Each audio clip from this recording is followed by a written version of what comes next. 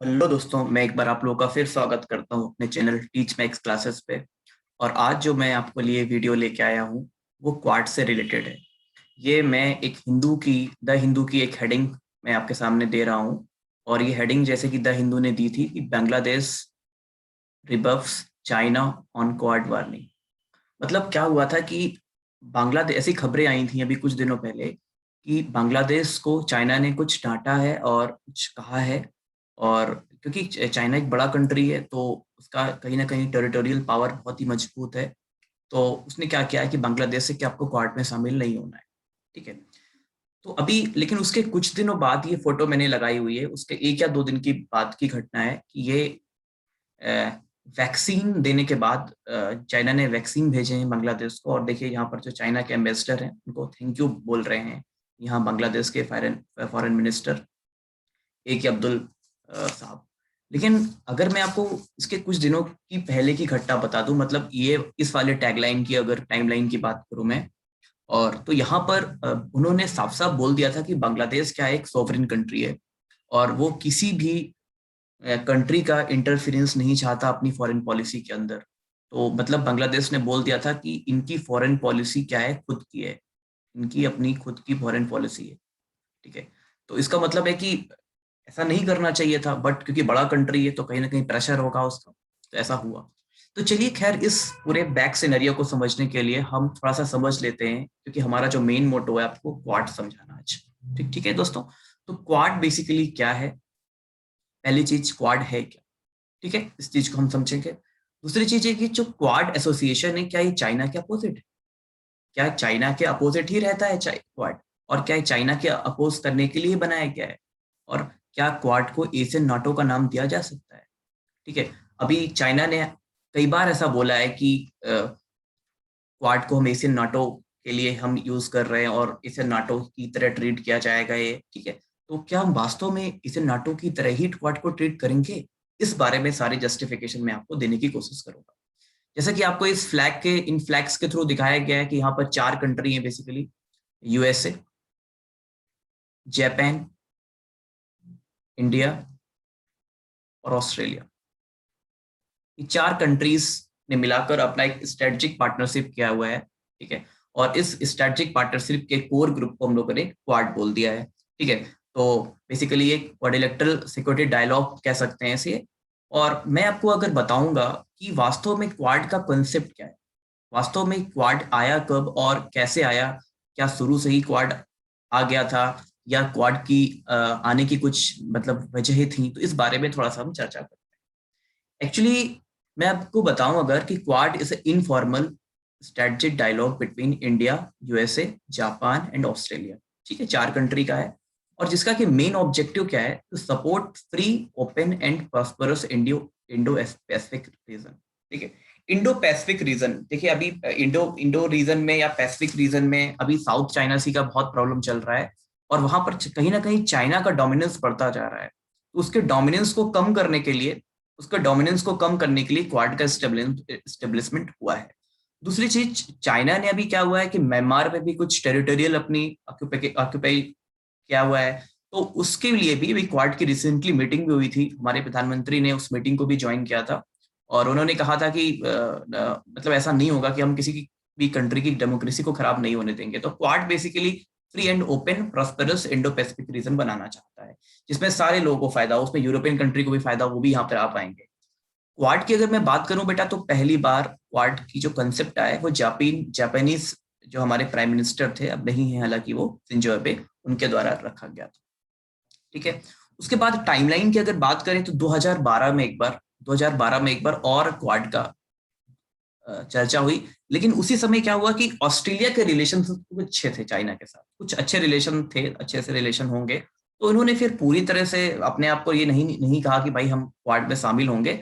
और कहीं ना कहीं से वो फिर बातें थोड़ी सी धीमी हुई और फिर क्वाड धीरे धीरे धीमा होता चला गया।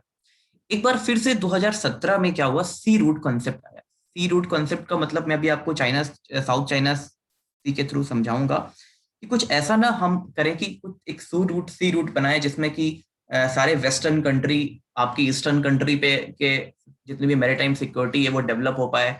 और वेस्टर्न कंट्रीज के सारे जितने भी सी हैं वो यहाँ पर आ पाए, और कुछ ऐसा हम लोग फ्री मूवमेंट करें, कुछ ऐसे हम लोग सी रूट बनाएं जिससे कि पूरे वर्ल्ड को फायदा हो पाए। इस तरह के कॉन्सेप्ट गिने गए। और फाइनली 2020 में 2020 में क्या हुआ, मालाबार एक्सरसाइज हुई। मालाबार एक्सरसाइज में आपको बता दूं आपके नॉलेज के लिए कि एक बार इंडो रीजन में होती है, ऑल्टरनेट बार पैसिफिक रीजन में होती है। तो ठीक है, तो ये बारी बारी से होती रहती है। और मालाबार एक्सरसाइज जब से हुई और फिर इसके बाद एक क्वाड की मीटिंग हुई, यहाँ से बिल्कुल समझ में आ गया कि नहीं भाई, क्वाड एक पूरी तरह से स्टेब्लिश हो गया है और इसमें कहीं ना कहीं इन चारों कंट्रीज का फायदा तो है ही है। बाकी जो भी कंट्री, जैसे भी क्वाड प्लस की भी बात चल रही है, मैं आपको बताऊं अभी कुछ दिनों पहले पहले क्वाड प्लस की भी बात हुई थी, तो न्यूजीलैंड के भी शायद इसमें क्वाड प्लस में आने की उम्मीद लग रही है। जैसे कुछ कंट्रीज हैं जो कभी ना कभी इससे फायदा देखना चाहते हैं, उन कंट्रीज को यहाँ पर आ सकते हैं और आना भी चाहिए, क्योंकि ये एक ऐसा पार्टनरशिप है जिसमें ये कोई भी मिलिट्री ऑर्गेनाइजेशन टाइप का नहीं है, यहाँ पर मिलिट्री का कोई रोल नहीं है। ये सिंपल है कि सभी को एक फ्रीली ट्रांसपोर्ट मिले, ठीक है, एक प्रॉस्परस इंडो पैसिफिक रीजन हो जिसमें आए दिन बवाल चलता रहता है। ठीक है, इसके बाद साउथ चाइना सी का केस देखते हैं। तो मैं इसको अगले स्लाइड में आपको बताना चाहता हूँ कि साउथ चाइना सी का केस एक्चुअली है क्या, और ये साउथ चाइना सी का केस आया कैसे। देखिए, अभी मैं आपको बता दूं बेटा कि ये 2017 के आसपास या उससे पहले की बात है, थोड़े बहुत ईयर, एक आध साल पहले की बात रही होगी, कि चाइना ने अपना पूरा मान लिया है कि साउथ चाइना सी उसी का है। एक्चुअली मैं अगर साउथ चाइना सी का थोड़ा सा मैप ब्रेकेज करूं तो ये थोड़ा सा क्या है, पैसिफिक ओशन का वेस्ट पार्ट है, और ये थोड़ा सा आपके जो हमारा इंडियन ओशन उसका ईस्ट पार्ट है। तो ये पार्ट हमारा साउथ चाइना सी होता है, ठीक है, साउथ चाइना सी होता है। और काफी रीजन में फिलीपींस का इसमें पावर है। फिलीपींस मानता है कि बहुत सारे रीजन में इसका पावर है, लेकिन नहीं, चाइना कहता है कि नहीं, कुछ मेरा भी पावर है यहाँ पर, हमारा भी पावर है यहाँ पर, क्योंकि इसके साउथ में है और बहुत सारे आइलैंड में चाइना ने अपना कब्जा बरकरार रखा हुआ है। हालांकि जो इंटरनेशनल बॉडी है जो बेसिकली मैरीटाइम सिक्योरिटी और इन चीज़ों को मेंटेन करती है, उसने माना है कि फिलीपींस, ये काफ़ी कुछ फिलीपींस का ही अधिकार है यहाँ पर, लेकिन उसने चाइना ने इसको मानने से मना कर दिया है, और एकदम से यहाँ पर क्रुद्ध रवैया अपनाए हुए है। अच्छा, दूसरी चीज मैं आपको बता देता हूँ कि साउथ चाइना सी आखिर इतना इंपॉर्टेंट क्यों है। देखिए, यहाँ पर आप देख रहे हैं स्टेट ऑफ मलक्का, ये जो मलक्का की संधि है, ठीक है, यहाँ से हम आराम से इंडियन ओशन से और यहाँ पर जा सकते हैं, आराम से पैसिफिक ओशन में जा सकते हैं। तो जो भी सी वगैरह हैं, जो भी सी वगैरह हैं, आराम से आप ट्रांसपोर्ट कर सकते हैं, इधर से इधर आराम से आप ट्रांसपोर्ट कर सकते हैं। तो साउथ चाइना सी का ये इंपॉर्टेंट तो है ही है। दूसरी चीज, फलस्तीनियों ने, सॉरी, दूसरी चीज मैं अगर आपको बताऊं बेटा, जो आपका साउथ चाइना सी के पास है, तो जो फिलीपींस ने काफी बार ऐसा बोला है और काफी ऑफिशियली उनके ऑफिशियल स्टेटमेंट भी आए हुए हैं कि यहाँ पर नेचुरल रिसोर्स बहुत अच्छा है। ठीक है, अगर आप बायोलॉजी में पढ़े होंगे तो बायोलॉजी बोलती है कि यहाँ पर सोलास आपके फॉरेस्ट टाइप के हैं, यहाँ पर रीव्स बहुत ज्यादा हैं। तो ये एक बहुत ही रिच बायोडाइवर्सिटी का एरिया है, बहुत ही रिच बायोडाइवर्सिटी का एरिया है। और अगर रिच बायोडाइवर्सिटी का एरिया है तो जाहिर सी बात है, अगर किसी का अधिकार है तो वो क्यों छोड़ेगा। तो इसीलिए चाइना अपना कहीं ना कहीं पावर अभी भी इसमें समझ रहा है। ठीक है, दूसरी चीज मैं आगे अभी आपको बताऊंगा कि वास्तव में हमें इंडिया के परिप्रेक्ष्य में देखना है कि वास्तव में इंडिया का फायदा क्या है। किसी भी चीज को पढ़ने से पहले हमें यह समझना पड़ेगा कि भाई इंडिया का फायदा क्या होगा। तो देखिए बेटा, पहली चीज, अभी पिछले साल ही क्या हो रहा था कि बहुत डोकलाम विवाद चल रहा था, और तो इंडिया बेसिकली चेकमेट करना चाहता है चाइना को। उधर पर उसका OBOR चल ही रहा है। तो कहीं ना कहीं इंडिया चाइना के डोमिनेंस को कम करना चाहता है, और वो लैंड लैंड ग्रैब की अपेक्षा वो मैरीटाइम सिक्योरिटी के थ्रू अपने आप को ज्यादा मजबूत करना चाहता है। लिखा भी हुआ है, the maritime spaces is a lot more important to China than engaging a opportunistic land grab attempt in the Himalayas. ठीक है, तो वो चाइना क्या सोच रहा है कि चाइना सोच रहा है कि हमारे लिए अभी मैरीटाइम सिक्योरिटी बहुत इंपॉर्टेंट है, क्योंकि भाई उसके उससे सारे उसकी टेरिटरी से होके जाएंगे और उसको परेशान करेंगे। OBR का प्रोजेक्ट थोड़ा सा दिक्कत कर सकता है। तो आपको समझ में आना चाहिए कि इंडिया कहीं ना कहीं स्क्वाड में शामिल होकर क्या कर रहा है, चेकमेट कर रहा है चाइना को, कि आप वहां से आओ, मैं उधर से आता हूँ। दूसरी चीज, emerging as a net security provider, ये क्या है भाई? नेट सिक्योरिटी प्रोवाइडर का मतलब ये है कि इंडिया मतलब एक एज ए हेल्पफुल बॉडी की तरह काम कर सकता है, ठीक है। मतलब बहुत सारे जैसे लिखा भी हुआ है, specially with the arrival of concept India Pacific. India Pacific मतलब पैसिफिक कंट्रीज और the instance many European countries have recently release there Indo Pacific strategies. अब उनको लगेगा कि नहीं भाई, यहाँ से हम आराम से हमारा जो व्यापार है, हमारा जो बिजनेस है आराम से चलेगा, क्योंकि यहाँ पर कोई प्रॉब्लम नहीं है, कोई भी कंट्री हमें परेशान नहीं करेगा। तो जाहिर सी बात है इंडिया का जो फॉरेन पॉलिसी है वो अच्छा होगा, क्योंकि इंडिया अगर दूसरे कंट्रीज को हेल्प करेगा तो कहीं ना कहीं दूसरे कंट्रीज भी इंडिया का कभी ना कभी किसी न किसी लेवल पे हेल्प करेंगे, ठीक है। अब चलिए नेक्स्ट स्लाइड पे हम लोग और बात करते हैं। नेक्स्ट स्लाइड पे बेसिकली हम लोग एक क्वेश्चन की बात करेंगे जो GS2 पे पूछा जा सकता है मेंस के प्रोस्पेक्टिव से।